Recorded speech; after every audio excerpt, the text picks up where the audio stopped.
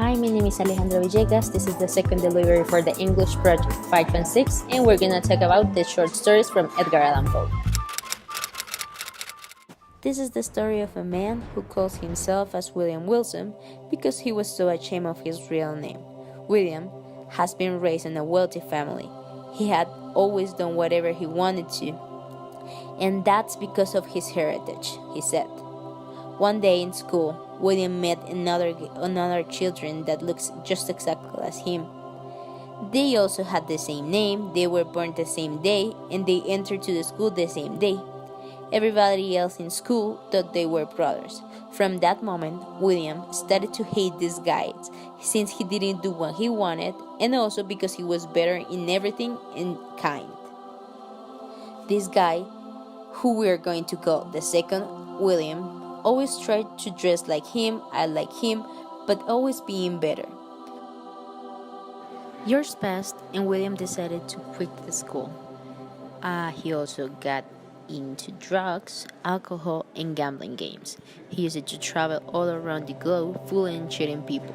But somehow, just when he was just about to reach his high level of cheating, someone dressed just like him showed up and uncovered the whole fraud. In one of his gambling games, when he was about to cheat on someone, the same guy appeared, uncovering the whole fraud again. Pissed, he decided to murder the guy. And when he did, he realized he did not kill him, but he killed himself. This is the story of a little town hit by a mortal illness called the Mask of the Red Blood. Everybody in that town died because of that illness. But his king, instead of helping the rest of the town, decided to hide himself in a castle in which he has food, music, jokers, and many other things to entertain the king. In that palace, there were 7 rooms of different colors: blue, purple, green, orange, white, and violet. They were all pretty, but the 7th room was a black room with black curtains all around, and it was really creepy.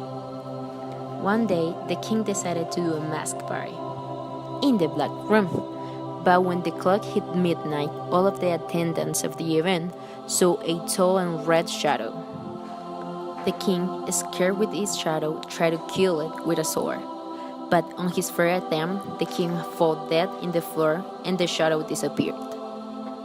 At the same time, all of the guests started to throw up blood, and they realized that the mask of the red blood illness has entered the palace to kill them all and everyone in the palace.